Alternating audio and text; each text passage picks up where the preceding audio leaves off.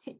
Gracias, hermanita Belén. Gracias, hermanita Paola, por su dirección. Bueno, hermanitos, antes de comenzar, me gustaría que me acompañaran en oración. La verdad es que nunca había estudiado tanto para un tema.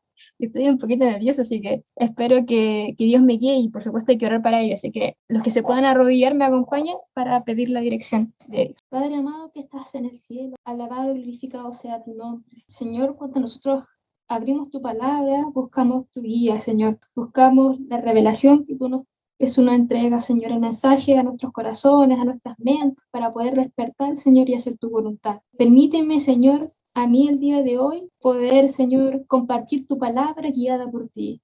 Que cada palabra, Señor, que cada punto que pueda expresar el día de hoy, que sean acorde a tu voluntad, que pueda expresarlo con claridad, para que tu pueblo, Señor, pueda estar apercibido a las cosas que están pasando hoy. Señor, tranquilízame, Señor, y toma tú el tema del día de hoy. Te lo pido en el poderoso nombre de Jesús. Amén. Bueno, hermanos, yo tengo preparada una presentación y es un tema, digamos, hay que poner atención para poder entenderlo. Yo voy a tratar de explicarlo, por supuesto, de la manera más clara posible, pero es un poquito larguito, no tanto, pero esperemos que pueda ser llevadero, porque es muy, muy interesante. Así que vamos a esperar a que mi hermano pueda proyectar el tema en la pantalla. Bueno, nosotros, para los hermanitos que no saben, estamos estudiando profecías. Nosotros estuvimos estudiando el libro de Daniel completo, luego comenzamos con Apocalipsis, estudiamos el mensaje a las iglesias, estudiamos los sellos, y ahora estamos estudiando las trompetas, ¿ya? Y en el contexto vamos en la sexta trompeta y estamos en el capítulo 11, ¿ya?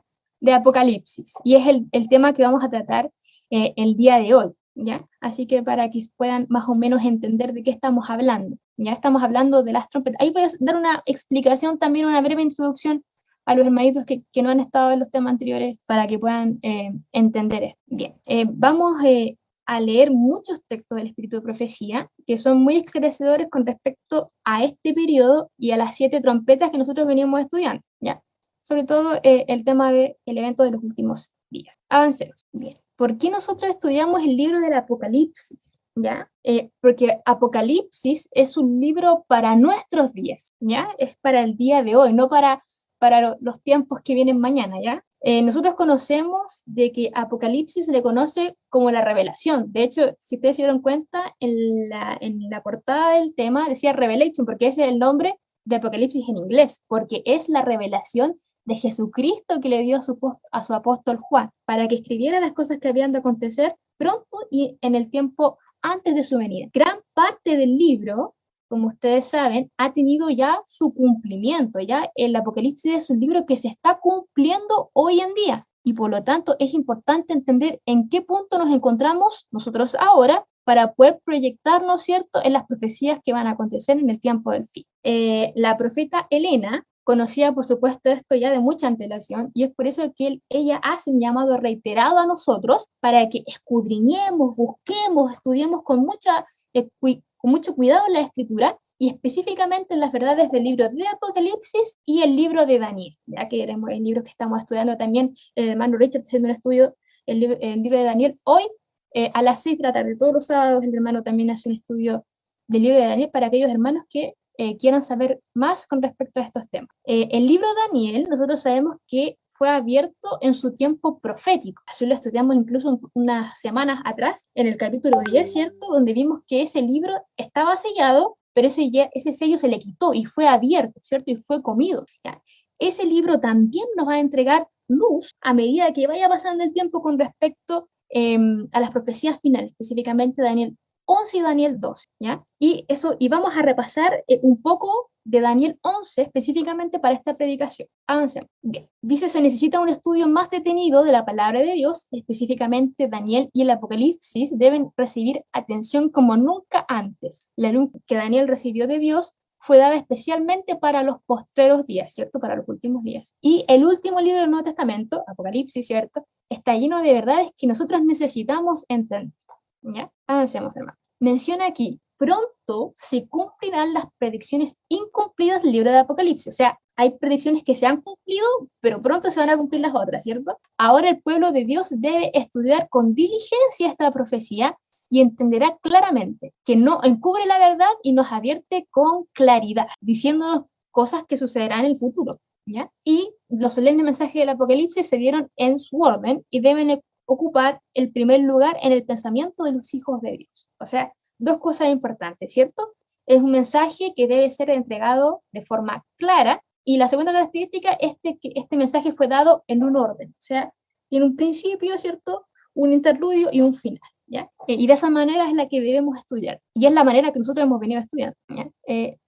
Cuando a Jesús los discípulos les preguntaron acerca de su segunda venida, porque recordemos que Jesús hace una promesa, ¿de verdad? Que Jesús muere en la cruz, ¿cierto? Él vence al pecado, vence a la muerte, resucita, y él es arrebatado al cielo, ¿cierto? Pero él dice que va a volver, y le hace una promesa a los discípulos. Entonces los discípulos estaban preguntándole, Señor, ¿cuándo van a hacer estas cosas? ¿Cuándo va a ser el fin ¿cierto? El fin de esta tierra como la conocemos? Y ahí nos dice, en la Biblia nosotros podemos encontrar que dicen señales sobre la segunda venida de Jesús. Jesús no menciona una hora específica, un día específico, una fecha específica, pero sí lo que hace es que nos da señales acerca de la venida de Jesús, ¿ya?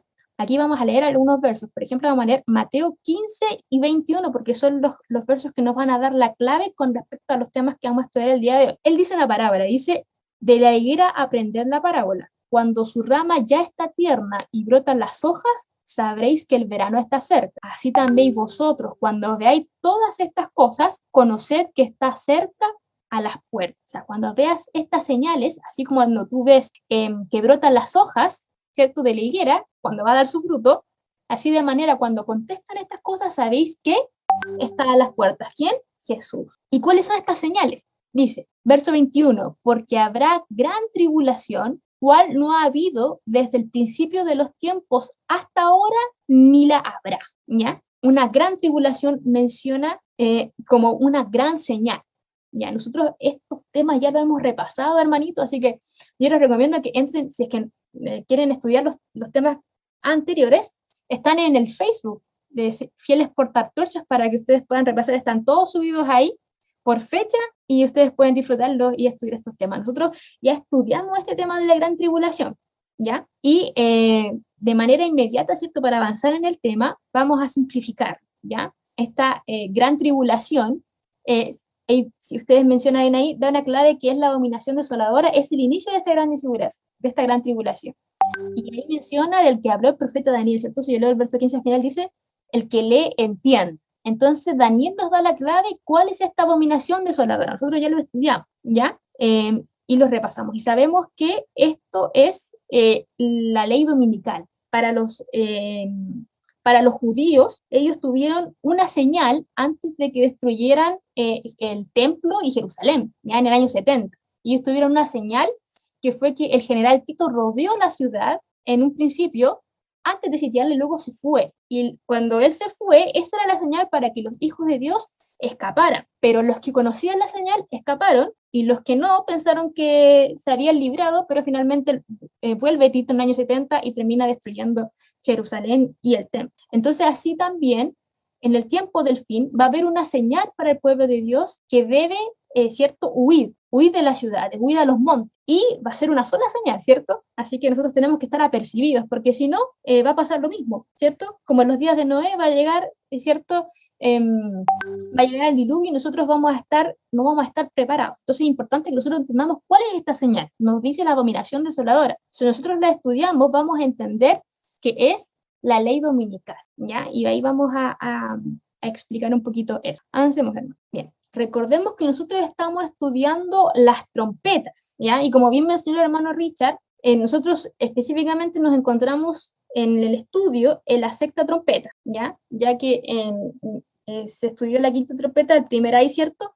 Y la sexta trompeta abarca desde el capítulo 9, ¿ya? Del verso 25 hasta todo Apocalipsis 10, y Apocalipsis 11, hasta cuando se menciona la séptima trompeta, que es en Apocalipsis 11:15. Nosotros ya estudiamos la parte de Apocalipsis 9, estudiamos Apocalipsis 10, y ahora vamos a estudiar entonces Apocalipsis del 11, desde el verso 1 hasta el verso 14, ¿ya?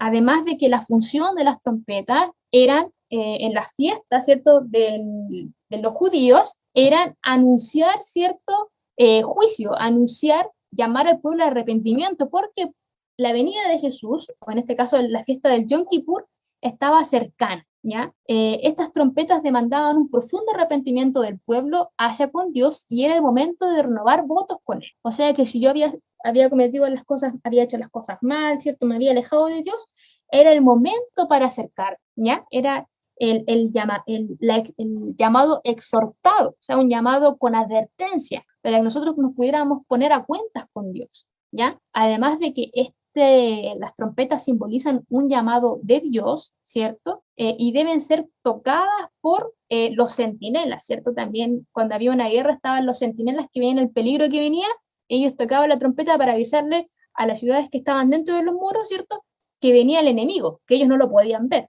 pero los centinelas sí. Entonces nosotros también tenemos esa función, o sea, tenemos ese propósito con las trompetas. Avancemos, hermano. Bien. El comienzo del tiempo de angustia, como menciona acá, mencionados, no se refiere al tiempo de cuando van a comenzar a ser derramadas las plagas, que son las que se especifican en las trompetas, sino a un corto periodo precisamente antes que caiga, ¿ya? Aquí está hablando de las copas de la ira. Ahí yo dije las plagas, pero las copas de la ira. Fíjense ustedes que en Apocalipsis nosotros vamos a encontrar juicios de Dios que caen con misericordia, y luego vamos a encontrar juicios que caen sin misericordia, ¿ya? Y que tienen que ver con el tiempo de gracia que nosotros obtenemos, y con el último llamado de advertencia al mundo que perece, ¿ya? El Señor no hace nada sin avisar antes a sus siervos los profetas, y nada de las cosas que puedan acontecer en los fines de los tiempos, el Señor lo va a hacer sin que nosotros lo sepamos. Nosotros que conocemos la verdad y que estamos estudiando, ¿cierto?, estos temas que el Señor nos revela, tenemos la función de cumplir de centinelas, de comunicar esto a todo el mundo que no las conoce, ¿ya? Y hay un periodo específicamente de fuerte pregón de estos mensajes que va a comenzar con la abominación desoladora, como Jesús la había mencionado en Mateo 24. Avancemos. Aquí nosotros estamos repasando, hermanos, lo que nosotros hemos estudiado, ¿ya? Nosotros encontramos la línea profética de lo que nosotros entendemos desde la abominación desoladora, ¿cierto?, hasta el fin de la Sierra de Gracia, hasta la segunda venida de Jesús, ¿cierto? Desde la abominación desoladora, nosotros entendemos como la ley dominical, va a comenzar, ¿cierto?, el periodo de angustia pequeño, que también como se lo conoce, ¿ya?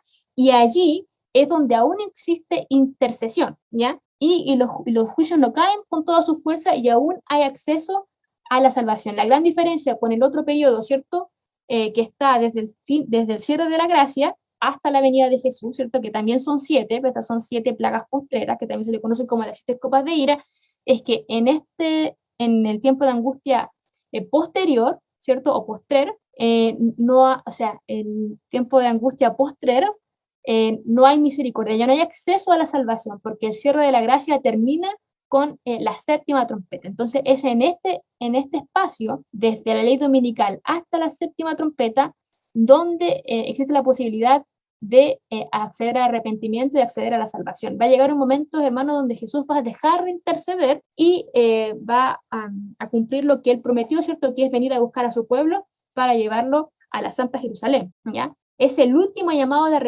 arrepentimiento a sus ovejas que se encuentran en otros rediles. ¿Por qué?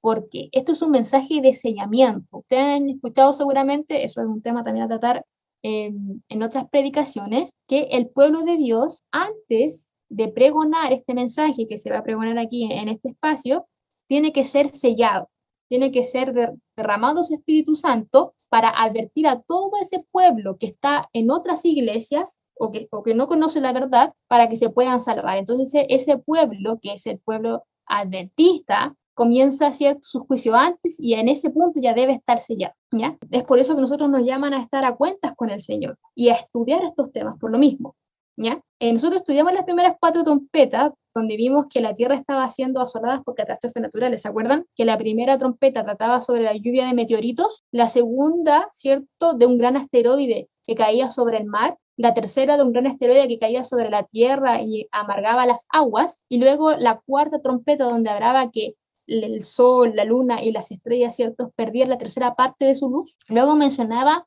la quinta trompeta, donde encontrábamos el primer ay, y de manera simbólica encontramos que esto simbolizaba la aparición de Satanás en puesta en escena, porque se le llama la llave del abismo, donde él había sido encerrado, ¿se acuerdan de eso? Y él comenzaba su gran engaño, ¿cierto? Que estaba ahí simbolizados por las langostas y por el veneno del escorpión, y el tormento de los 5 meses. Y luego comenzábamos por la sexta trompeta, que es el estudio, ¿cierto?, que estamos hoy, donde nosotros estudiamos desde Apocalipsis 3 al verso 21, donde mencionaba, ¿cierto?, que en esta trompeta sí hay muerte, en la otra había tormento, y aquí ya se ve la muerte de la tercera parte de la humanidad. Y también estudiamos Apocalipsis 10, ¿cierto?, que nos da referencia con respecto al conocimiento profético que nos entrega Daniel y que nos entrega una luz en el tiempo que estamos viviendo, una verdad presente. Y Apocalipsis 11, que es lo que vamos a estudiar hoy, que tiene que ver con el enfoque del mensaje del tercer ángel que el pueblo adventista debe dar. Y que además, ¿cierto? Este mensaje tiene un cumplimiento profético, el historicista, de manera doble, ¿ya? Y aquí yo me quiero detener un poco, porque esto se cumplió, el Apocalipsis 11 tiene un cumplimiento profético histórico en Daniel, y también tiene un cumplimiento historicista continuo. El hermano Richard lo había mencionado hace unas semanas atrás, que habían 2 métodos de estudio historicista, y nosotros vamos a ocupar los dos, ¿ya? Vamos a ocupar el método historicista que se cumplió proféticamente en Daniel, y vamos a estudiar el método historicista continuo en la línea profética de la sexta trompeta en el tiempo del fin, ¿ya? Por eso yo les menciono que deben poner mucha atención, porque aquí yo voy a explicar este doble cumplimiento en Daniel 11. Avancemos. Bien. En Daniel 10 encontramos nosotros el ángel con el librito, que con el estudio de la palabra, ¿cierto? Este ángel que lleva ese librito, que con una mano está jurando, ¿cierto?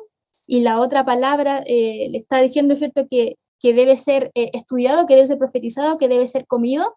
Nosotros lo identificamos como Cristo, ¿cierto? Por las características que nosotros estudiamos en las semanas anteriores, ¿cierto? Con el arco iris que estaba detrás, ¿cierto? Su ropaje, que su pie estaba sobre la tierra, otro pie estaba sobre el mar, y que simbolizaba su dominio, su autoridad sobre el cielo y la tierra.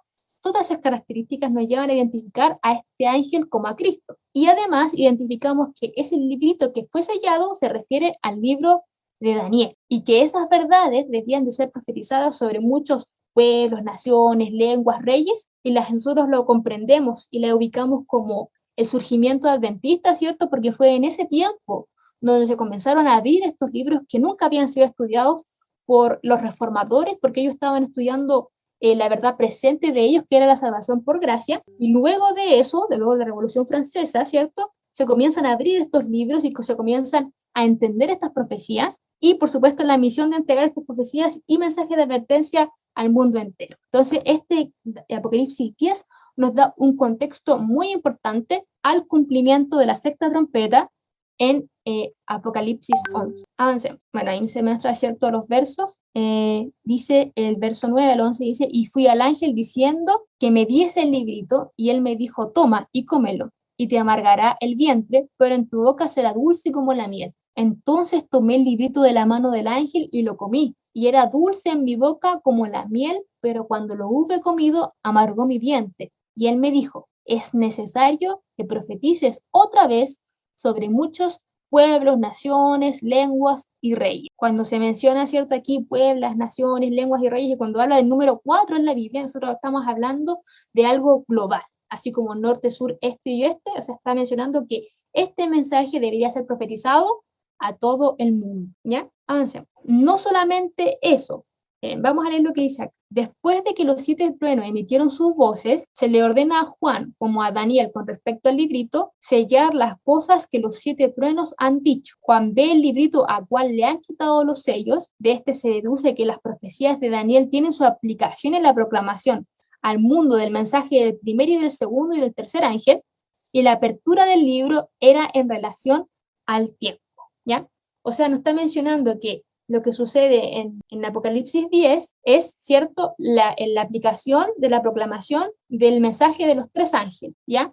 Y específicamente que la apertura del libro iba a ir en relación con el tiempo, o sea, que a medida que iba a pasar el tiempo, nosotros íbamos a comprender mayor, ¿cierto? Las profecías de Daniel 11, de Daniel 12, y específicamente la misión que nosotros debemos cumplir con el mensaje del tercer ángel. Y esa misión que debemos cumplir está ejemplificada en Apocalipsis 11. ¿Cómo debemos cumplirla? ¿Qué es lo que va a pasar con ese cumplimiento de ese mensaje? Es lo que vamos a estudiar el día de hoy. Menciona que los libros de Daniel y Apocalipsis son uno, que el primero es una profecía y el otro es una revelación, que uno es un libro sellado y el otro es un libro abierto. La luz especial que le dio a Juan, expresada en los 7 truenos, era un bosquejo de los sucesos que debían ocurrir bajo los mensajes del primero y del segundo. ¿Se acuerdan que el párrafo anterior decía del primero, del segundo y del tercero? Pero este es un poco más específico y nos dice que lo que pasa en Daniel 10 era el bosquejo de los dos primeros mensajes, o sea, del primero y del segundo, que tienen que ver con el surgimiento adventista y lo que predicaron nuestros pioneros. Por tanto, si Daniel 10 tiene que ver con el surgimiento del primer y segundo mensaje, Daniel 11 tiene que ver entonces con la proclamación del tercer mensaje, ¿cierto? Interesante lo que menciona aquí, que el libro de Daniel y Apocalipsis son uno, que uno es profecía y el otro es revelación, porque van a la par. Y hoy día, el día de hoy, vamos a estudiar cómo los acontecimientos proféticos que ocurren en Daniel 11 también ocurren en Apocalipsis 11, ¿ya? Y vamos a estudiar también que ocurren en tiempos distintos. Muy, muy interesante lo que menciona aquí la hermana Elena. Bueno, eso, ¿cierto? Nos va a entregar mucha claridad con respecto al estudio y lo vamos a estudiar, ¿cierto?, de manera histórica continua y también histórica repetitiva, ya que son estos ciclos que se van repitiendo, ¿cierto? Avancemos. Esto es un manuscrito que no está en español, pero que está, de una u otra manera, fue traducido, ¿cierto?, por un pastor, pero usted no lo va a encontrar en ninguna editorial, ¿ya? Que menciona así. Dicen, no hay tiempo que perder. Nos esperan tiempos angustiosos, o sea, tiempos de tribulación. El mundo está agitado con el espíritu de guerra. Pronto ocurrirán las escenas de angustia que se describen en la profecía. La profecía en Daniel 11 casi se ha cumplido por completo. Mucha de la historia que ha ocurrido en el cumplimiento de la profecía se repetirá.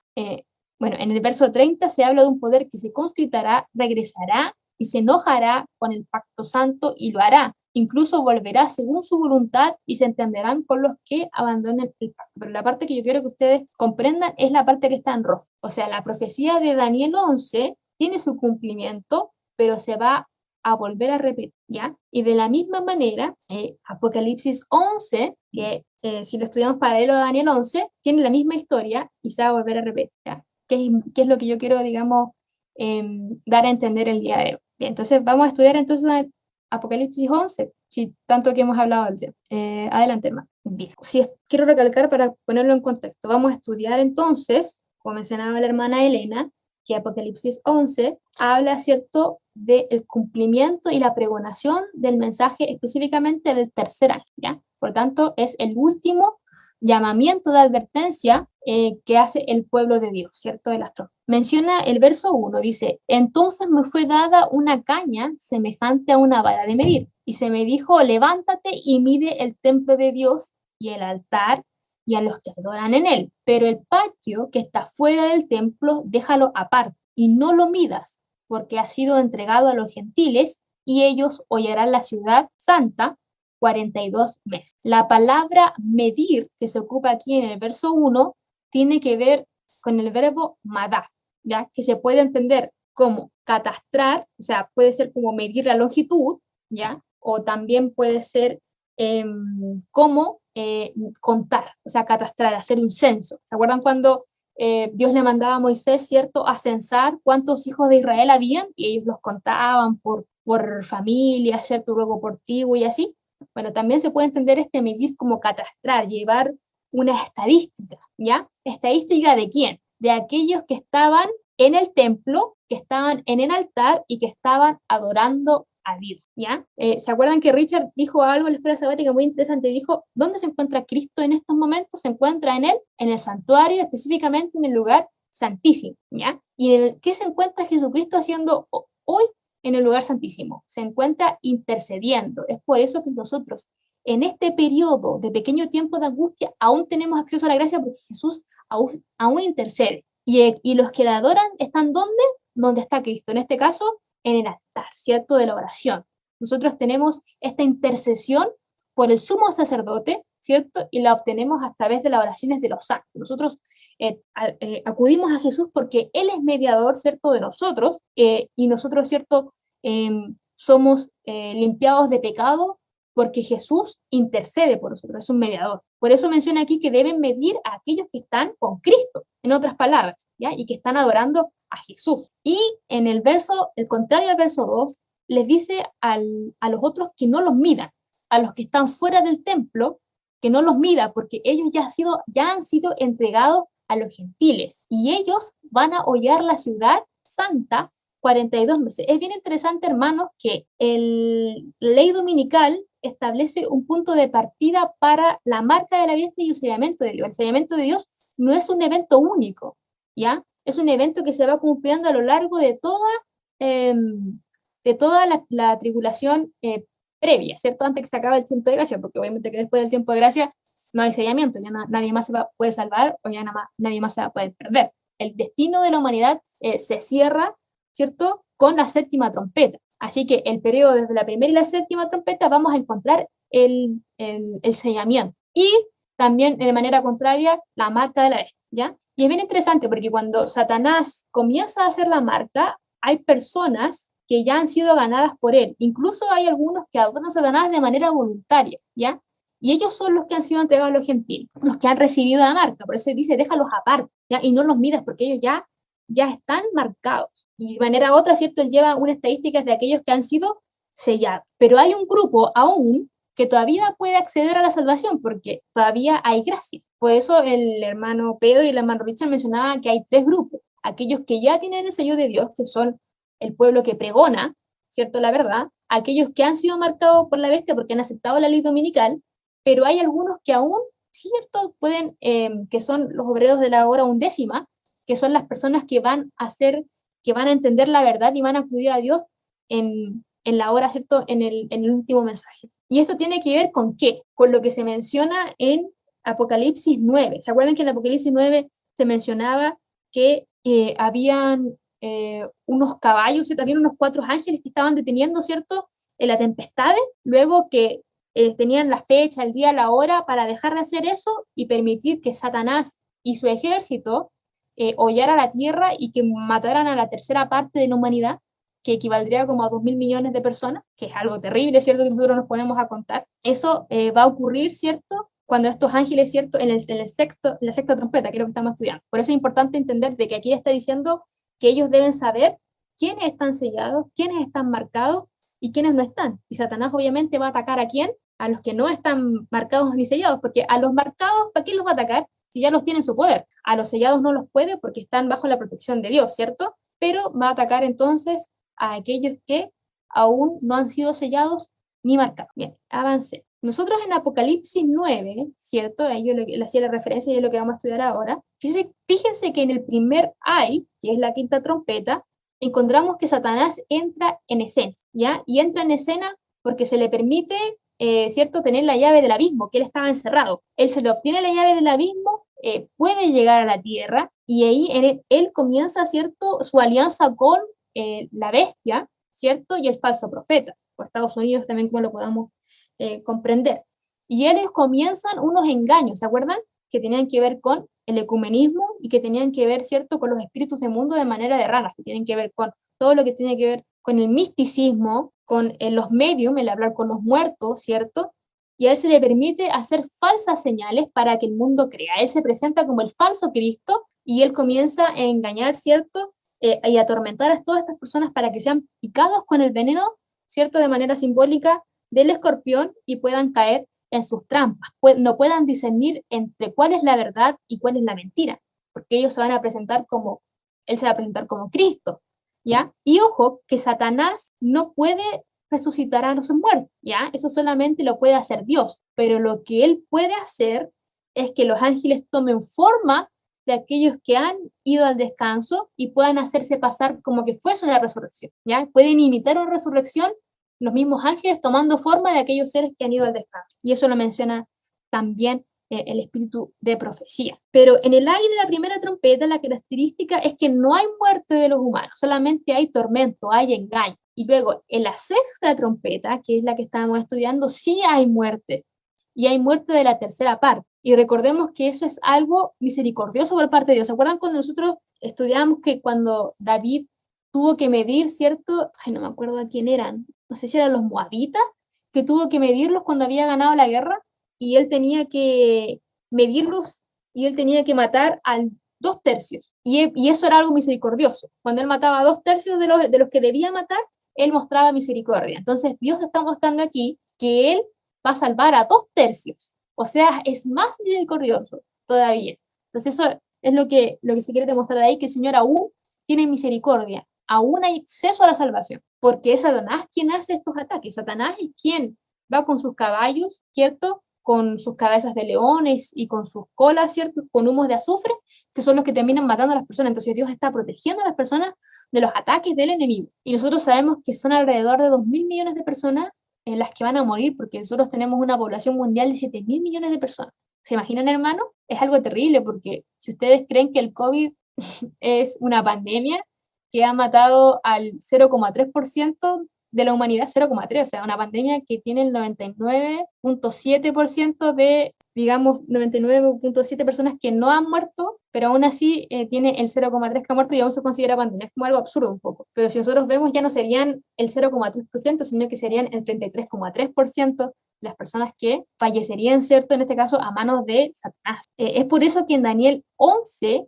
en el verso 1, es necesario que se identifiquen a los sellados de los que no están para hacer la distinción de estos tres grupos, ¿cierto? Y de aquellos que Satanás va a hacer el ataque y de aquellos que el Señor va a proteger. Bueno, eso ya lo hemos mencionado, que el sellamiento es un proceso, ¿cierto? Que comienza con el zarandeado de los adventistas con la ley dominica. Avancemos, hermanos. Yo estoy avanzando rápido con estos temas porque esos temas nosotros los estudiamos en las predicaciones anteriores, ¿ya? Bien, ahora vamos específicamente al verso 2, pero el verso 2 nos entrega un poquito más de información, que es la parte final del verso 2. Nos dicen que estos, aquellos que han sido entregados, que han sido marcados, ¿cierto?, por la bestia, van a hollar la santa ciudad 42 meses, que son alrededor, ¿cierto? O sea, si nosotros contamos los meses como a 30 días, nos da 1260 días, que son el mismo periodo profético que se va a mencionar en el verso a continuación. Avancemos, hermano. Estos 42 meses que se mencionan en el verso 2 de Apocalipsis 11, ¿ya? Es el mismo tiempo que se menciona en el verso 3. Dice, y daré a mis 2 testigos que profeticen 1260 días, vestidos de celicio, ¿ya?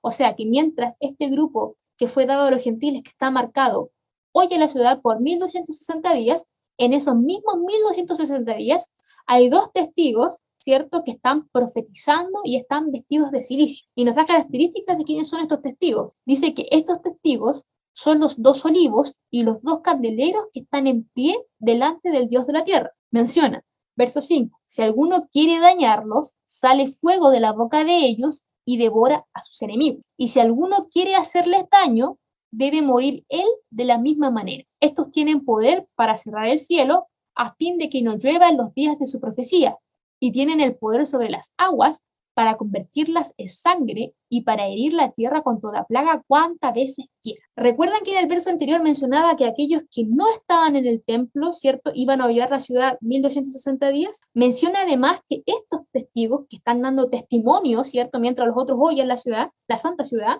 tienen poder para cerrar el cielo para que no llueva. Además tienen poder sobre las aguas y tienen poder para herir a la tierra con la plaga cuantas veces quieran. Y para poder comprender quiénes son estos 2 testigos, ¿ya? Vamos a ir, ¿cierto?, a otro pasaje de la tierra que es muy claro, hermano, que se encuentra en Zacarías 4. En la siguiente diapositiva, hermano, para nosotros poder responder quiénes son estos 2 testigos. Zacarías 4, versos 2 y 6, nos da una visión muy similar a la que recibe el profeta Juan. Y me dijo, ¿qué ves? Y respondí, he mirado, y he aquí un candelabro de todo de oro con un depósito encima, y sus 7 lámparas encima del candelabro, y 7 tubos para las lámparas que están encima de él, y junto a él 2 olivos, el uno a la derecha del depósito y el otro a su izquierda. Proseguí y hablé diciendo, a aquel ángel que hablaba conmigo, ¿qué es esto, Señor mío? Y el ángel que hablaba conmigo respondió y me dijo, ¿no sabes qué es esto? Y dije, no, Señor. Entonces respondió y me habló diciendo, esta es la respuesta. Esta es la palabra de Jehová a Zorobabel, que dice, no con ejército ni con fuerza, sino con mi espíritu, ha dicho Jehová de los ejércitos. Fíjense que en el verso 3, la visión que tiene Zacarías es prácticamente la misma que tiene Juan, ¿cierto? Que ve junto a él dos olivos, ¿cierto? Los dos testigos que estaban como dos olivos, el uno a la derecha del depósito y el otro a la izquierda, ¿ya? Como menciona cierto Salmo 119, 105, que nosotros lo conocemos muy bien, dice, lámparas es a mis pies tu palabra y lumbrera a mi camino. O sea que estos dos olivos, ya, estos dos testigos, hacen referencia a qué cosa? A la palabra de Dios. Y más aún, ¿cierto? Si nosotros sabemos que la palabra de Dios tiene que ser comprendida por el Espíritu de Dios, por eso ellos tenían olivos, ¿cierto? Y en los candeleros que estaban cerca, ¿cierto? De su depósito, eran iluminados con el aceite del olivo. Nosotros vamos a entender que la iglesia trabaja en conjunto, ¿cierto? Con la palabra de Dios, y es la cual pregona. Entonces, estos dos testigos la vamos a entender, primero, como la palabra de Dios, y en consecuencia también como el pueblo de Dios que ha estado presente, ¿cierto? En el Antiguo y en el Nuevo Testamento. Por eso encontramos dos testimonios, ¿cierto? Uno a la derecha y otro a la izquierda, como también encontramos dos testamentos, el Antiguo Testamento y el Nuevo Testamento. Ahora, estos dos testigos trascienden la época del pueblo de Dios y simbolizan el pueblo de Dios a lo largo de toda la historia, ¿ya? Bajo la palabra de Dios. Y ahora, la pregunta es, ¿se acuerdan que ellos tenían poder? Tenían poder para que no lloviera, ¿cierto? Tenían poder para poner plagas cuantas veces ellos quisieran. Bueno, pero esa es la autoridad que tiene la palabra de Dios, ¿cierto? Moisés, los profetas y hasta el mismo Jesús obtenían la autoridad para realizar los milagros sobre la palabra de Dios, ¿ya? Como menciona Apocalipsis 11:6, ¿cierto?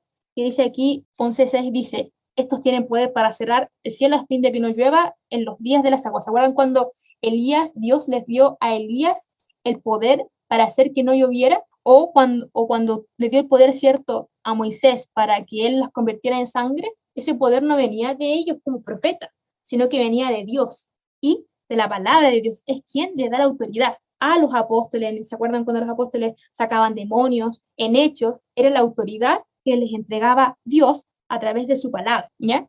Por eso tienen este poder. Entonces, si nosotros podamos resumir quiénes son estos dos testigos, es la palabra de Dios y además el pueblo de Dios que pregona esta palabra. Avance. Aquí tenemos una aclaratoria, ¿cierto?, con respecto a los dos testigos. Dice, y acerca de los dos testigos, el profeta declara más adelante, estos son los dos olivos y los dos candelabros que están delante de la presencia de Dios y de toda la tierra. Lámparas es a mis pies tu palabra, dijo el salmista, y luz a mi camino. Apocalipsis 11:4, Salmo 119, 105. Estos dos testigos representan las escrituras del Antiguo Testamento y del Nuevo Testamento, ¿cierto? Lo que habíamos dicho recién. Ambos son testimonios importantes del origen y del carácter perpetuo de la ley de Dios. Ya, agrega algo más, ¿cierto? De la palabra de Dios. El carácter de Dios es la autoridad de Él y se revela a través de sus 10 mandamientos. El Antiguo Pacto y el Nuevo Pacto son el mismo. Ambos testifican también acerca del plan de salvación.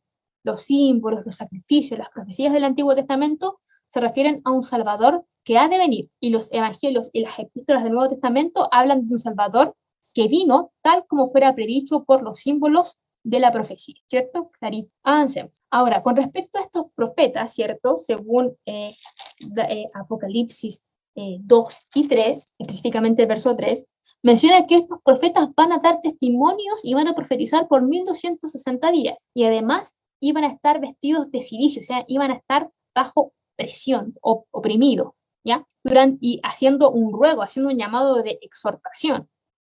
Durante la mayor parte del dicho periodo, los testigos de Dios permanecieron en oscuridad. El poder papal procuró ocultarle al pueblo la palabra de verdad y poner ante el testigo falso que contradijeran su testimonio cuando la Biblia fue prohibida por las autoridades civiles y religiosas, cuando su testimonio fue pervertido y se hizo cuanto pudieron, inventar a los hombres y a los demonios para desviar de ella la atención de la gente, y cuando los que osaban proclamar sus verdades sagradas fueron perseguidos, entregados, atormentados, confinados en las mazmorras, martirizados por su fe u obligados a refugiarse en las fortalezas de los montes y en las cuevas de la tierra, Fue entonces cuando los fieles testigos profetizaron vestidos de saco. No obstante, siguieron dando su testimonio durante todo el periodo de 1260 años, aunque en tiempo más sombrío hubo hombres fieles que amaron la palabra de Dios y se manifestaron celosos por defender su honor.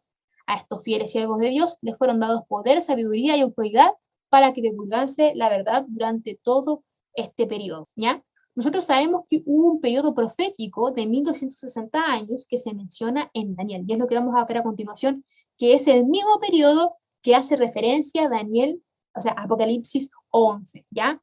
Cuando la palabra de Dios fue hollada por el enemigo, la verdad fue echada por tierra y cambiaron los mandamientos de Dios, ¿cierto? Desecharon la palabra de Dios, desecharon los mandamientos de Dios y cambiaron un mandamiento, ¿cierto? Que tenía que ver con los tiempos y la ley. Nosotros sabemos que esto ocurrió bajo el dominio papal, desde su ascensión en el 538, ¿cierto? Hasta la Revolución Francesa, con el apresamiento del Papa en 1798, cumpliendo perfectamente la profecía de 1260 años. Mire cómo lo vamos a ver a continuación. Y obviamente que la palabra de Dios en estos tiempos fue encadenada, fue quemada, y por eso los testigos que tienen que ver con la palabra de Dios, ¿cierto? Tuvo que ser entregada vestidos de saco. ¿Se acuerdan de los grandes reformadores? Muchos de ellos, ¿cierto? Como los valdenses, tuvieron que ocultarse como mercaderes para poder entregar la palabra de Dios, porque muchos de ellos eran asesinados de una manera brutal. ¿Cuál es esta profecía de los 1260 años? Nosotros la encontramos en Daniel 7, y si nosotros sacamos las cuentas, ¿cierto?, de día por año, como nos dice Ezequiel, vamos a sacar cuenta que desde la ascensión del 538, ¿cierto?, hasta la caída, hasta la herida de muerte en 1798, se cumplen perfectamente los 1260 años, que también tienen que ver, ¿cierto?, con los días oscuros de la Edad Media, que eso ocurrió bajo, por supuesto, el gobierno del papado con la unión del poder estatal. O sea, se unió el poder religioso con el poder cívico, lo que le permitió al Papa tener esta soberanía, ¿cierto?, por toda Europa, que en aquel tiempo era el mundo conocido, ¿ya? Fíjense lo que dice Apocalipsis 11, y lo vamos a hacer un paralelismo con Daniel 7, pero excluye el patio que está fuera del templo. No lo midas porque ha sido entregado a las naciones y éstas hollarán a la ciudad santa por 42 meses, que son los mismos que 1260 días, y en este caso día por año, o sea, 1260 años, que es lo que duró la supremacía papal. Y hablará hasta palabras contra el Altísimo y hostigará continuamente a los santos mismos del Supremo y tendrá intención de cambiar tiempos y ley, y ellos serán dados en su mano por un tiempo, tiempos y la mitad de un tiempo, que también es lo mismo que 42 meses o es lo mismo que 1260 días. ¿Por qué? Porque tiempo hace referencia a un año, tiempos hace referencia a 2 años, ¿cierto?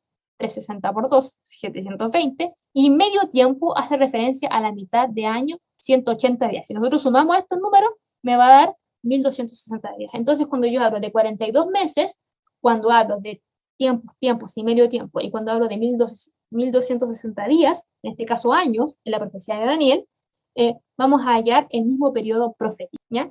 Y Apocalipsis 11 también hace referencia al mismo tiempo profético, si nosotros lo estudiamos de una manera historicista. Si alguno procura dañarlos, fuego procede de sus bocas y devora a sus enemigos. Y si alguno procurare dañarlos, es menester que de esta manera sea muerto. Estábamos leyendo, hace referencia Apocalipsis 11:5, cuando dice que si alguno quiere dañarlos, sale fuego de la boca de ellos y devora a sus enemigos. Y si alguno quiere hacerles daño, debe morir de la misma manera. Los nombres no pueden pisotear impunemente la palabra de Dios. El significado de tan terrible sentencia resalta en el último capítulo de Apocalipsis. Yo advierto a todo aquel que oye las palabras de las profecías de este libro. Si alguno añade a estas cosas, Dios traerá sobre él plagas que están escritas en este libro. Y si alguno quitare de sus palabras del libro de esta profecía, Dios quitará su parte del libro de la vida y de la santa ciudad. Recordemos que Dios es un Dios de amor, misericordia, pero también es un Dios de justicia.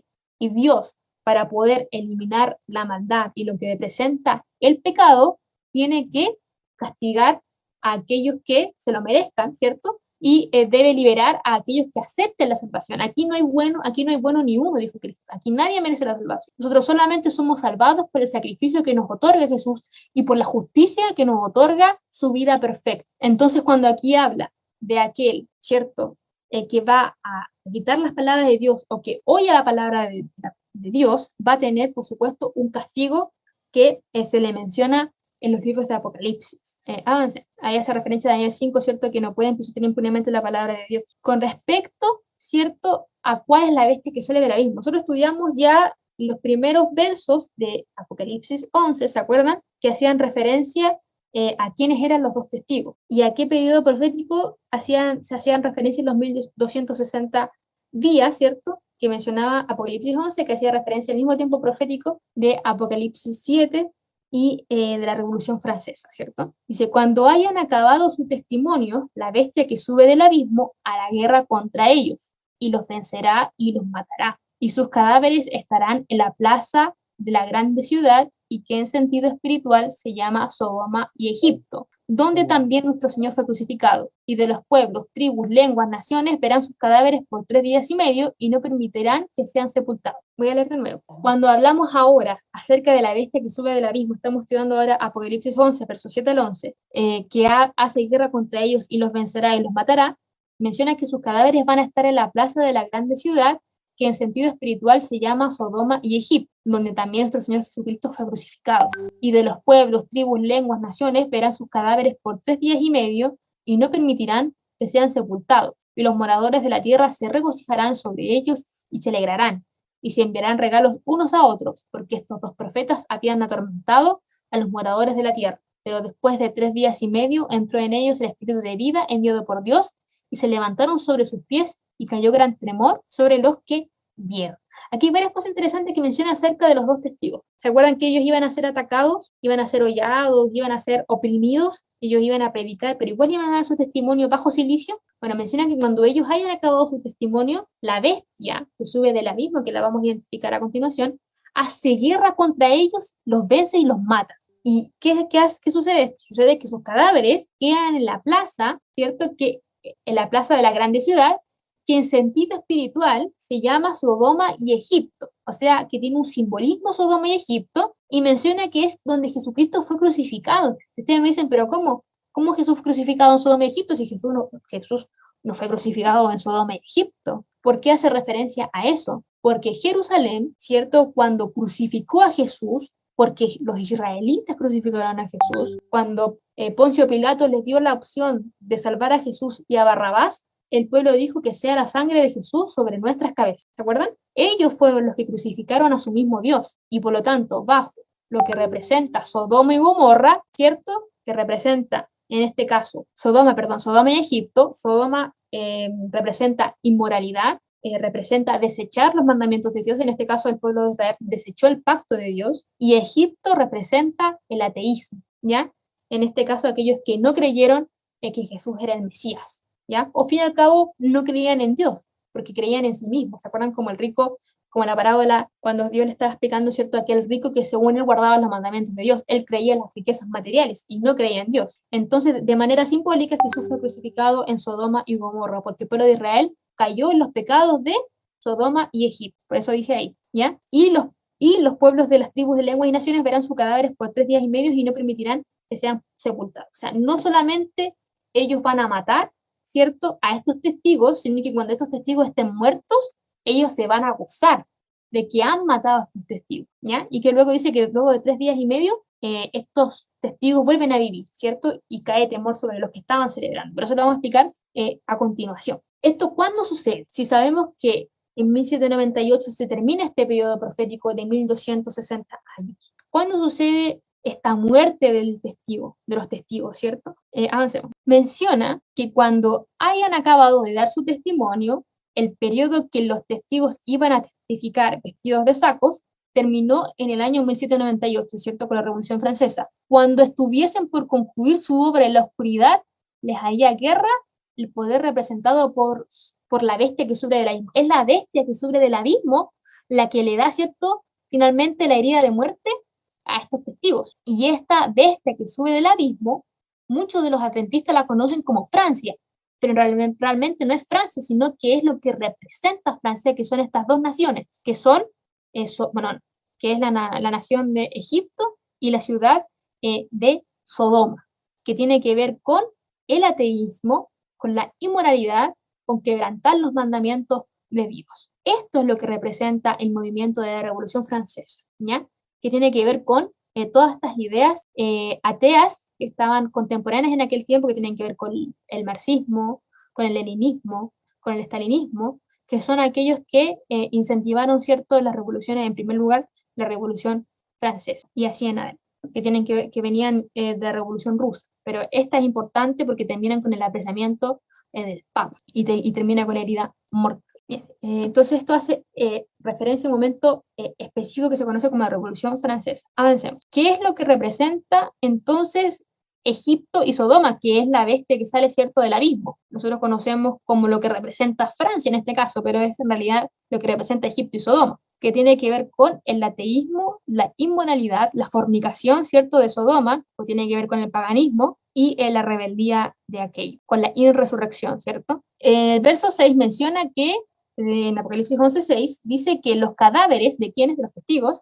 estarán en la plaza de la grande ciudad, que en sentido espiritual se llama Sodoma y Egipto. Y esto ocurre de manera literal con la matanza de San Bartolomé, el año, ¿cierto? El año 1572. Dice acá, voy a leer un texto que lo que sucede aquí con la revolución, que lo que la revolución representa, bueno, no es aquí, no es la fecha 1572, yo me equivoqué, es 1772, obviamente, porque es la revolución, representa todo el odio que ellos tenían sobre la palabra de Dios, ¿ya? Y ellos empezaron a matar a aquellos que eran fieles. Francia, recordemos que estábamos en la época de los reformadores, muchas de las naciones de Europa, con los reformadores contemporáneos, como eran Just de Bohemia, Calvin, ¿cierto?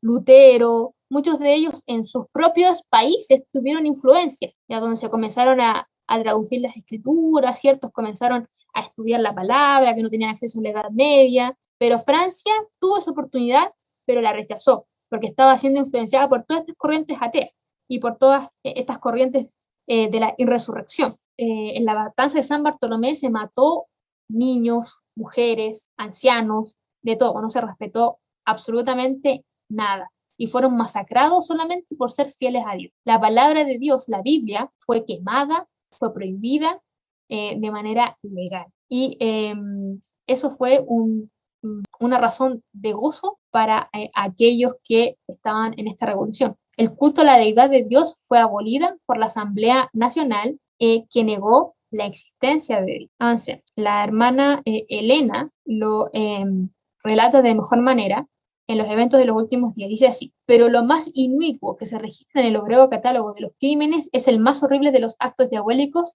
que aquellas sucesiones de los siglos espantosos. Fue la matanza de San Bartolomé. Todavía se estremece horrorizado el mundo al recordar las escenas de aquella carnicería, la más vil y alevosa que registra el rey de Francia, instado por los sacerdotes prelados de Roma, sancionó tan espantoso crimen. El teñido de una campana resonando a medianoche dio la señal del degüello de millares de protestantes que dormían tranquilamente en sus casas, confiando en la palabra que les había dado el rey, asegurándoles protección. Fueron arrastradas a la calle sin previo aviso y asesinados a sangre fría. Cuando la noticia de la matanza llegó a Roma, el regocijo del clero no tuvo límites. El cardenal de Lorena premió al mensajero con 1.000 duros, el cañón de San Angelo tronó en alegres salvas, se oyeron las campanas de todas las torres innumerables. Innumerables fogatas convirtieron en la noche en día. O sea, fue una celebración total. Toda la ciudad estaba celebrando, tanto así, cierto, que la noche se convirtió en día por todas las fogatas que estaban encendidas, gozándose de toda la matanza brutal que había tenido lugar en San Bartolomé. Esto es lo que se detalla y lo que ocurrió históricamente con respecto a los cadáveres de los testimonios, que en este caso simbolizan, ¿cierto?, al pueblo de Dios. Ahora, importante aclarar que cuando acabe su testimonio, la bestia que sube del abismo va a hacer guerra contra ellos, los va a vencer y los va a matar. Ya se les va a permitir que haga eso. Y los que mueran sobre la tierra se van a alegrar, porque estos dos, y menciona el verso, que se alegran porque estos dos testigos estaban atormentando la tierra. ¿Y cómo la estaban atormentando? La estaban atormentando porque la estaban llevando al arrepentimiento. Ellos estaban constantemente diciéndole a las personas que tenían que volver a Dios, que iba a caer un juicio y que ellos tenían que aceptar a Jesús, tenían que aceptar a Dios. Eso es lo que ellos le estaban diciendo, y este era el tormento que tenía la tierra atea, que tenía la tierra inmoral con respecto a eso, porque a nadie le gusta ¿Se acuerdan cuando el rey Herodes sí se estaba acostando con la esposa de su hermano? Y Juan el Bautista fue y le dijo, a él le dio rabia y lo mandó a matar. Y bueno, la esposa, ¿cierto? Después mandó a matar a Juan el Bautista y le cortaron la cabeza. O sea, a nadie le gusta que le llamen su inmoralidad. Y es por eso que ellos se regocijaban, porque ya no sentían, ¿cierto? La culpa, o en este caso ya no sentían el Espíritu Santo llamándolos al arrepentimiento. Por eso habla que ellos atormentaban, ¿cierto? La tierra. Los atormentaban sobre los juicios de Dios y los llamaban al arrepentimiento. Por eso se gozaban en la muerte de estos testigos, que tiene que ver con en la muerte literal del pueblo de Dios y la muerte simbólica de la palabra de Dios, ¿ya? Porque la habían prohibido, la habían quemado. Pero esto duró tan solo 3 días y medio, menciona la Escritura. Que si nosotros lo traducimos a años, ¿cierto? Son 3 años y medio. Y esto se cumple de manera perfecta, como lo vemos a continuación. Avancemos. Dice aquí, en Apocalipsis 11:11 dice, pero después de 3 días y medio entró en ellos el espíritu de vida enviado por Dios, y se levantaron sobre sus pies, y cayó gran tremor sobre los que vieron, que eran los que se habían gozado en su muerte. En el conflicto de los siglos, en la página 288, párrafo 1, la profeta explica esto. Si nosotros tomamos los 3 días y medio como día por año, son 3 años y medio. En 1793 se había promulgado la Asamblea Francesa de los decretos que abolían la religión cristiana y desechaban la Biblia, que era lo que habíamos comentado recién. Justo 3 años y medio después, este mismo cuerpo legislativo que había abolido, ¿cierto?, la deidad de Dios y la palabra de él, adoptó una resolución que rescindía estos decretos y concedía total tolerancia a las Santas Escrituras. El mundo contemplaba estupefacto los terribles resultados que se había obtenido al despreciar los oráculos sagrados. Y el hombre reconocía que la fe en Dios y en su palabra son la base de la virtud y de la moralidad, dice el Señor. O sea, ellos querían cambiar todo, incluso querían cambiar hasta el calendario, porque nosotros sabemos que Dios hizo el mundo en 7 días. Entonces ellos querían hasta contar los días distintos, porque no querían nada que le recordaba a Dios. Entonces sabemos que eso no se pudo lograr, porque obviamente la palabra de Dios y las verdades no pueden ser ocultadas para siempre, y solamente tan solo 3 años y medio después, la misma asamblea que había decretado, ¿cierto?, la abolición de la deidad de Dios, ahora la aceptaba. Y peor aún para aquellos que se gozaron en la verdad, porque años más tarde, ¿cierto?, se iba a lograr el acuerdo de las sociedades bíblicas unidas, donde iban a tener una mayor interrupción y con la imprenta, ¿cierto?, ya creada, iban a tener una mayor distribución de la palabra de Dios. Entonces la victoria era para los testigos, era para la palabra de Dios y era para el pueblo de Dios. ¿Ya? Bien. Por eso hace referencia aquí al texto, ¿cierto? Dice, ¿contra quién injuriaste? ¿Contra quién blasfemaste? Has blasfemado contra Jehová. Avancemos. Y esto se cumple, ¿cierto?, con lo que se menciona en los versos siguientes de Apocalipsis 11. Apocalipsis 11:13 dice, y oyeron una gran voz del cielo que les decía, subid de acá. Subieron el cielo en una nube y sus enemigos los vieron. En aquella hora hubo un gran terremoto y la 10ª parte de la ciudad se derrumbó y por el terremoto murieron en número de 7.000 hombres y los demás se aterrorizaron y dieron gloria a Dios. O sea que esto, lo que ocurrió con los tres, digamos, la muerte y luego la vida que les da a los testigos y al pueblo de Dios, ¿cierto?, de manera simbólica, llevó al arrepentimiento, ¿cierto?, a muchos hombres que estaban escuchando esto, porque dice, y los demás se terrorizaron y dieron a gloria al Dios del cielo, ¿cierto? Francia se le declara la guerra a estos dos testigos, recibiendo mayor honra que antes. En el año 1800, ¿cierto? 1904 se desarrolló las sociedades bíblicas británicas y extranjeras, y este hecho fue seguido en otras partes de Europa donde se organizaron sociedades similares con numerosas ramas esparcidas durante el continente. O sea, todo lo que ellos habían hecho en 1700, en 1800 ya se había deshecho y había aumentado la distribución de la palabra de Dios y la traducción a centenares de idiomas. Bien, avancemos. Ahora, ¿se dan cuenta ustedes, hermanos, que yo no leí el último verso de Apocalipsis 11? Leí hasta el 13 nomás, ¿cierto? Porque el 14 dice, el segundo ay pasó, y he aquí, el tercer ay viene pronto. ¿Por qué? Porque yo le mostré la explicación que nosotros conocemos de nuestra iglesia adventista con respecto a la profecía de Daniel 11, que hace referencia a la Revolución Francesa, ¿cierto?, a los testigos, la palabra que fue hollada por 1260 años, ¿cierto?, la herida de muerte del Papa y la victoria que tienen estos dos testigos frente, ¿cierto?, digamos, al derramamiento de sangre de San Bartolomé y a la prohibición de la deidad de Dios su palabra. Pero en realidad esta profecía sí, efectivamente se cumplió en el pasado y es verídica que los podamos estudiar de esta manera como la estudiamos el día de hoy. Pero también es importante reconocer que nosotros estamos estudiando el contexto de las trompetas de manera lineal en nuestros tiempos. Entonces, esta misma profecía que nosotros vimos cumplirse en el pasado se va a cumplir en un tiempo futuro, en un tiempo cercano, ¿ya? Porque está relacionado con la sexta trompeta, que tiene que ver con la dominación desoladora, que aún no está, pero está muy cercana a ocurrir. ¿Y por qué? Porque, ¿se acuerda que decía que íbamos a estudiar Daniel 11 también? Si nosotros estudiamos estas profecías paralelamente, nos damos cuenta que nos cuentan una historia paralela. Entonces, de esa manera vamos a poder obtener mayor característica sobre a qué se hace referencia a nuestros días, ¿ya? Sé que este estudio era largo, yo estudié digamos, el cumplimiento de manera doble, porque así se cumple la profecía.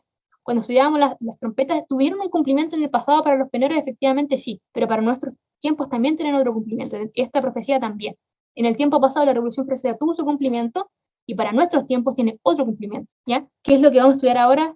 Y espero que me alcance el tiempo, porque siento que es tanta información y voy a intentar hacerla de una manera breve. ¿Cuándo comenzó entonces la persecución de los 1260 años? ¿Se acuerdan ustedes que comenzó con la ascensión del poder del Papa en el 538, que tenía que ver con la unión de lo eclesiástico con lo cívico, o sea, lo religioso con un poder estatal, con un poder político? Esto en 1798 se acabó, ¿cierto? El Papa fue apresado, tuvo la herida de muerte, pero ¿acaso no sabemos que esa herida de muerte ha de ser sanada? Así nos menciona Apocalipsis. Y en el capítulo 35 del conflicto de los siglos, en el título de la libertad, conciencia amenazada, menciona que si acaso no se le da la oportunidad al Papa de unirse nuevamente con un poder cívico, que nosotros sabemos que tiene que ver con la unión de Roma papal con Estados Unidos, ¿cierto? Y el poder que le da Satanás, se va entonces a encender la tiranía y la persecución, la misma persecución que ocurrió en los 1260 años, ¿ya? Pero en este caso, el cumplimiento profético no es de día por año, sino que es de día literal, porque tiempo profético ya no hay más, sino que, ¿se acuerdan cuando estudiábamos los 30 minutos de la hora de silencio también con los sellos que estaban en el séptimo sello? Queda de manera literal. Bueno, de manera literal también nosotros tenemos que estudiar los tiempos que ocurren después de 1844. Así lo menciona la profeta Elena, y también mi hermano lo explicó muy bien la semana pasada, a qué se refería con que el tiempo ya no es más. Bien, y va a ocurrir lo mismo que antes, o sea, se va a echar por tierra la verdad, nuevamente va a continuar, ¿cierto? El continuo. Es muy importante que nosotros aprendamos la palabra continuo, porque ¿cuál fue la clave de que existiera este poder reinara sobre y se le permitiera vencer a los santos de Dios? Era que éste echaba la verdad por tierra, y por lo tanto tenía como adoración el día domingo en vez del día sábado del cuarto mandamiento de Dios, que nosotros sabemos que tiene representación del sello de Dios. Entonces, eso dejó de cesar porque el movimiento, cierto, milerista, adventista, sacó a luz nuevamente los 10 mandamientos, y específicamente el cuarto mandamiento, cierto, se hizo de conocimiento público y se comenzó a guardar. ¿Cuándo va a tener el riesgo, cierto, de ser echada por tierra esa verdad nuevamente? Cuando se encienda una persecución, y en este caso cuando se cree una ley que pene, ¿cierto?, guardar el día sábado y oponga como día de adoración el día domingo por un estatuto legal, ¿ya? Y eso tiene que ver, solamente lo puede realizar un poder político religioso, y en este caso nosotros sabemos que va a ocurrir cuando el Papa, ¿cierto?, haga lazos con Estados Unidos específicamente, ¿ya? Y por supuesto infundidos con el poder de Satanás. Avancemos. Entonces, ahora nosotros vamos a ver la línea de tiempo, pero la vamos a ver de una manera distinta, porque antes la estábamos viendo, ¿cierto?, con los 1260 años. Ahora vamos a estudiar el tiempo que deberíamos, el tiempo profético que nosotros estamos, que son las 7 trompetas en el tiempo del fin. Por lo tanto, los 1260 días comenzarían ¿cuándo? Con la abominación desoladora, con la ley dominical. Cuando se una nuevamente, cuando la herida de muerte sea sanada, nuevamente se va a repetir la misma profecía de Daniel 11, que comienza con entonces con la ley dominical. Y ahora sí, voy a hacer un paralelismo de Daniel 11 y Apocalipsis 11 para que nosotros podamos ver que son similares y nos va a dar más luz con respecto a qué hace referencia. Esto yo lo estudié y lo comprendí de esta manera, hermano. Yo no he visto ninguna predicación que haga el doble cumplimiento como lo estoy mostrando yo ahora. Yo lo estudié mucho porque yo estudié Daniel 11. Ruego a Dios que me dé la forma para que ustedes puedan entender lo que yo he comprendido. Avancemos. Bien, ¿se acuerdan cuando nosotros habíamos leído al principio dos párrafos muy importantes que mencionaban primero que el libro de Daniel y Apocalipsis eran uno, que uno daba la profecía y el otro daba la revelación? O sea, eran paralelos, ¿ya? Uno tenía un cumplimiento en el pasado y otro tenía una revelación en el futuro. Y así lo menciona la profeta en el Malus Triplices 13, ¿se acuerdan? Cuando decía que la misma profecía que se cumplía en la profecía de Daniel 11, esa misma se iba a repetir en el tiempo fin, la misma. Y vamos a leer entonces la profecía que se repite. Daniel 11 es una profecía muy larga, es la profecía más larga que nosotros podemos encontrar en la escritura. Navega por muchas profecías, navega por la profecía de los 1160 años, por la profecía de las 70 semanas, navega por lo que ocurre con los seleucidas y los ptolomeos, desde Darío en adelante, luego con Roma imperial, luego Roma papal.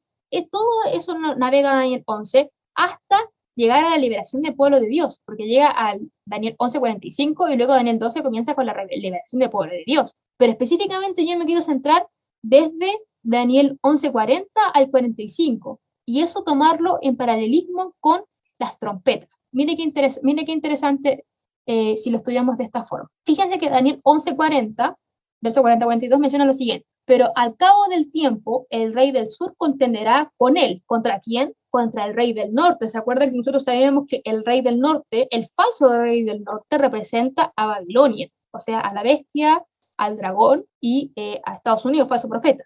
Esta alianza representa el rey del norte, ¿ya? Dice que el rey del norte, el rey del sur, va a contender contra el rey del norte, que es donde le hace la herida de muerte, ¿cierto? Que es en 1798. Pero esa herida va a ser sanada. ¿Cuándo? Cuando se presente la abominación desoladora, en este caso, la ley dominical. ¿Y qué va a pasar cuando comience la ley dominical y la abominación desoladora? El rey del norte se levantará contra él como una tempestad, con carros y gente de a caballo, y muchas naves, y entrará a las tierras e inundará y pasará. Nosotros lo estudiamos en Daniel 11, pero qué interesante es cuando lo comparamos con la trompeta Kim. Dice, voy a seguir leyendo Daniel 11, verso 41, y entrará a la tierra gloriosa, y muchas provincias caerán, mas éstas escaparán de su mano, Edom y Moab, y la mayoría de los hijos de Amor, y extenderán su mano contra las tierras, y no escapará el país de Egipto. Recordemos que el primer ataque que Satanás hace sobre el pueblo de Dios es con engaños, ¿ya? Él lo primero que hace es engañar con los espíritus inmundos y con las ranas, ¿cierto? Que tiene que ver con el espiritismo, con el misticismo, con el ateísmo. Todas estas herramientas son las primeros ataques que ocupa Satanás frente al pueblo de Dios y aquellos que están, ¿cierto? En este caso, que están en Egipto, que están en Sodoma, que están en Moab y que están en Edom y que están en Libia y Etiopía. ¿Ya se acuerdan?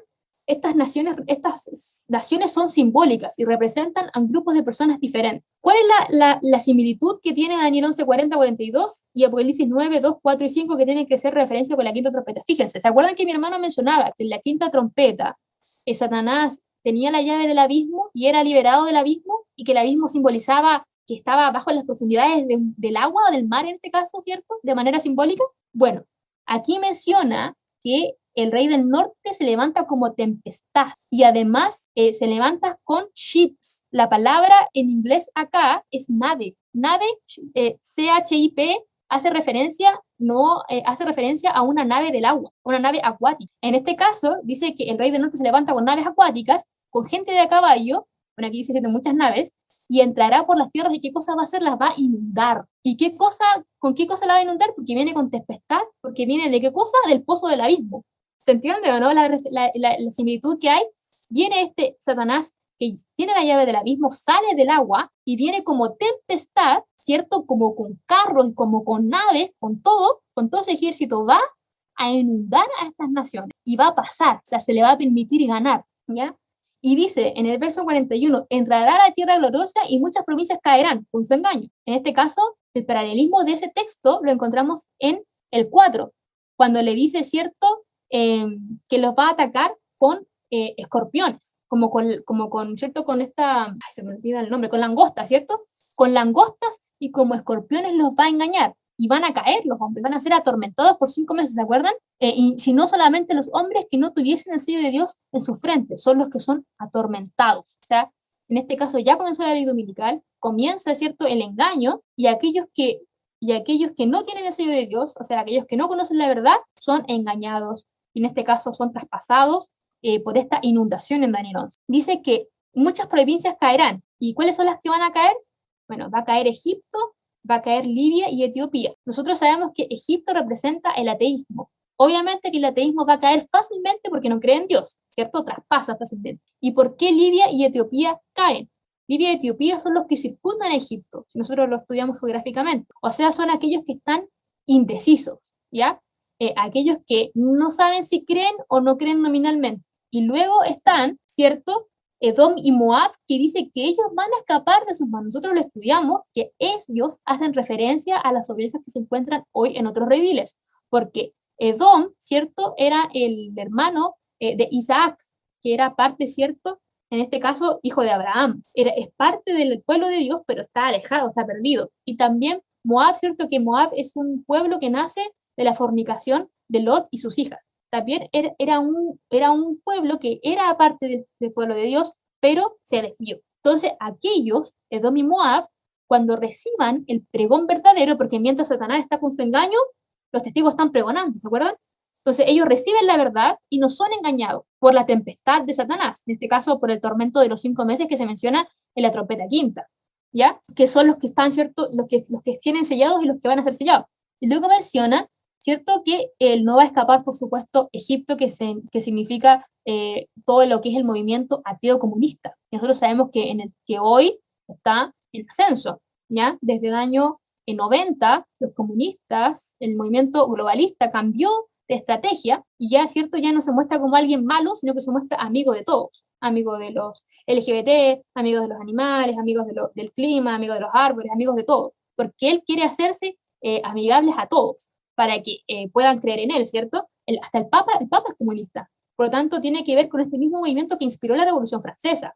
La Revolución Francesa fue inspirada por los movimientos marxistas, leninistas, stalinistas, y como se repitió de la misma manera, en los tiempos del fin va a ser de manera similar. Bien, eso con el paralelismo de la trompeta quinta con Daniel 40:42. Se fijan que habla de lo mismo, solamente que utiliza diferentes simbolismos, pero habla del mismo engaño y de algunos que van a caer y otros que no. Bien interesante. Bueno, eso ya lo mencioné. Y Libia y Etiopía, que son los que circundan Egipto, también serán derrotados, ¿cierto? Y seguirán a la bestia, que son los que se declaran hoy neutrales, ¿ya? Bueno, eso ya lo había mencionado, por otras palabras. Avancemos para que hagamos el otro paralelismo, porque para que no se haga tan tarde. El otro paralelismo que nosotros encontramos para poder entender esta profecía en nuestros tiempos es la siguiente, con Daniel 11. Daniel 11, 44-45 menciona lo siguiente. Dice, con respecto, ahora vamos a entrar al sexto sello, lo que estudiamos recién era el quinto. Pero noticias del oriente y del norte lo atemorizarán y saldrá con árida para destruir y matar a muchos. Y plantará las tiendas de su palacio entre los mares y el monte glorioso y santo. Más llegará a su fin y no tendrá quien le ayude. Aquí encontramos el cambio de estrategia entre atormentar y salir a matar,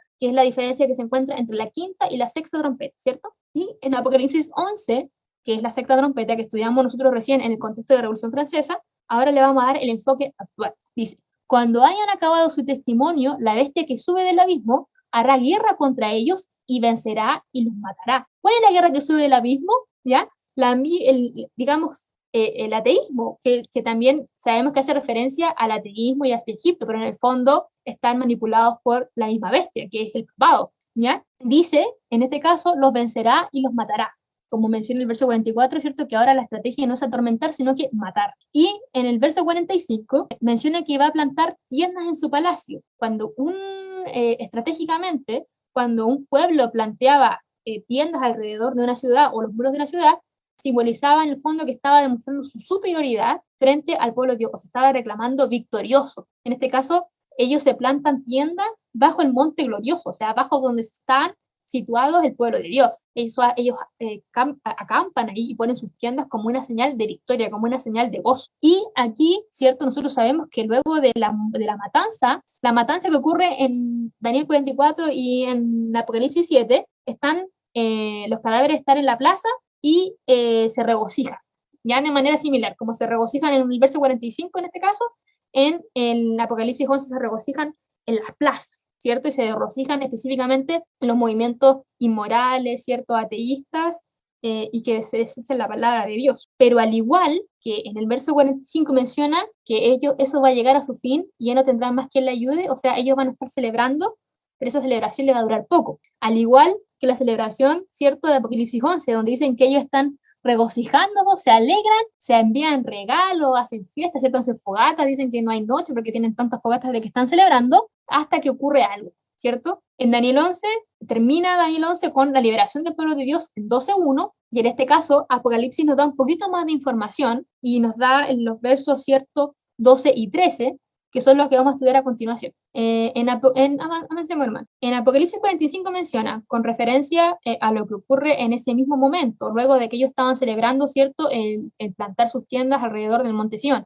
Dice, y plantarán las tiendas de su palacio entre los mares y el monte glorioso y santo. Más llegará a su fin y no tendrá a quien lo ayude. O sea, está la derrota, ¿cierto?, del rey del norte y de todos sus secuaces. Y el fin, ¿cierto?, de la alianza. Y en este caso, en Apocalipsis 12:13 también vemos la misma derrota, pero de otras perspectivas, ¿cierto? Dice aquí, y oyeron una gran voz del cielo que les decía, subid y acá, y subieron el cielo una nube y sus enemigos no vieron, ¿ya? Y en aquella hora hubo un gran terremoto, que en este caso es el segundo ay, ¿cierto? Y la 10ª parte de la ciudad se derrumbó, y por el terremoto murieron un número de 7.000 hombres, y los demás se terrorizaron y dieron gloria a Dios. Como menciona Daniel 11:45, el regocijo sobre la muerte simbólica y literal, no solamente de que hayan matado mártires de Dios, ¿cierto? Porque sabemos que van a haber mártires que van a dar testimonio para que se puedan arrepentir, no van a haber mártires después del fin del tiempo de gracia porque no tiene sentido, y además de eso, ellos se regocijan de una manera simbólica sobre pisotear la ley de Dios, ¿ya? Y en Apocalipsis, en el mismo contexto, menciona que van a recibir noticias desde las nubes, ¿ya? Y en ese mismo momento van a haber un gran número de personas que se arrepienten sobre sus obras, o sea, sobre cuando ellos están, ¿cierto?, regocijando y dicen que dan gloria a Dios. Mire lo que menciona Evento de los Últimos Días en la siguiente diapositiva, hermano. Dice, los 10 mandamientos de Dios se revelan en el cielo. Por un desgarrón de las nubes de una estrella arroja rayos de luz, perdón, voy a agrandar aquí porque no veo mucho. Ya, por un desgarrón de nube una estrella arroja rayos de luz, cuyo brillo queda cuadriplicado por el contraste con la oscuridad, que significa júbilo y esperanza para los fieles, pero severidad para los transgresores de la ley de Dios. Los que todos lo sacrificaron por Cristo están entonces seguros, como escondidos en los pliegues del pabellón de Dios, fueron probados, y ante el mundo los despreciadores de la verdad demostraron su fidelidad a aquel que murió por ellos. Un cambio maravilloso se ha realizado a aquellos que conservaron su integridad ante la misma muerte y han sido librados por ensalmo de la sombría y terrible tiranía que los hombres se habían vuelto demonios, ¿cierto? ¿Se acuerdan del ejército de Satanás? Sus semblantes ponco, antes tan pálidos, llenos de ansiedad y tan macilientos, ¿se acuerdan que estaban con cilicio, con sacos? Brillan ahora de admiración, fe y amor. Sus voces se elevan en canto triunfal. Dios es nuestro refugio y fortaleza, socorro muy bien experimentado de las angustias. Por tanto, no temeremos, aunque la tierra sea conmovida y aunque las montañas se trasladen al centro de los mares, aunque bramen y se turben sus aguas, aunque tiemblen las montañas a causa de su bravura, porque aquí ellos reciben un mensaje especial, la liberación del pueblo de Dios, ellos reciben un mensaje exclusivo para aquellos que están sellados. Nosotros sabemos que es el mensaje donde les dicen la hora de la venida de Jesús, cuando ellos ya están sellados, ¿cierto? Y ya no hay tiempo de gracia. ¿Qué ocurre, cierto?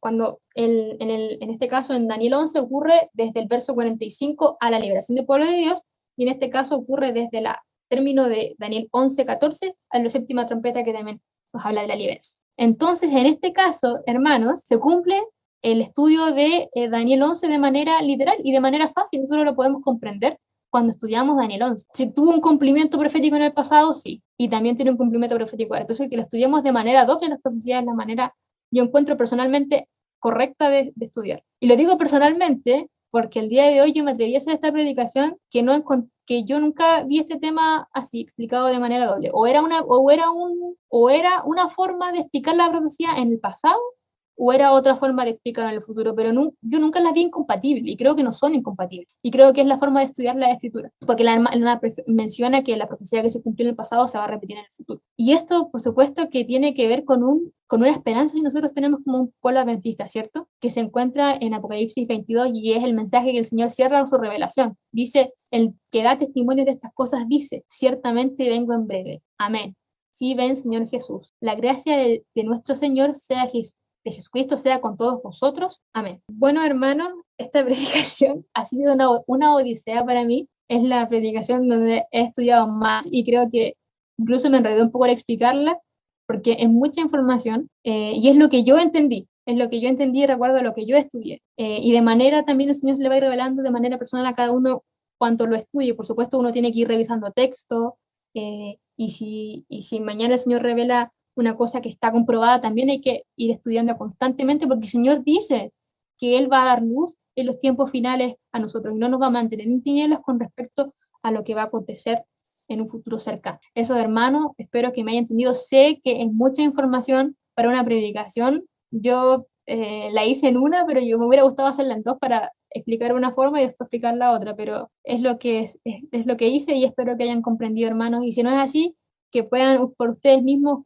estudiar estas profecías. Eso, hermanito, que el Señor los bendiga. Inclinemos el rostro, hermano. Padre amado que estás en el cielo, Señor, alabado y glorificado sea tu nombre. Señor, yo te agradezco, Señor, porque nos das la oportunidad de estudiar tu palabra, Señor, como tú nos has dicho, Señor, que podamos estudiar las profecías. Te agradecemos por Señor, la verdad que nos revelas y te pedimos perdón si en alguna cosa, Señor, no la hemos hecho de acuerdo a tu voluntad. Espero que tú sigas guiando a tu pueblo. Tengo la confianza, Señor, de que tú nos revelarás con claridad, Señor, estas profecías. Y te pido que en la predicación del día de hoy, Señor, haya quedado siquiera alguna parte de los corazones de los hermanos presentes. Quédate conmigo, Señor, quédate con las familias que representan cada uno de los hermanitos, Señor, y que este interés por conocer más acerca de ti, conocerte a ti, conocer tu carácter, Señor, y conocer las hermosas promesas que tú tienes preparadas para tu pueblo, que pueda ser de gozo, Señor, y de tener la confianza de que tú ya has ganado la victoria y estás cercano a tu regreso. Te lo pido y te lo agradezco en el nombre de Jesús. Amén.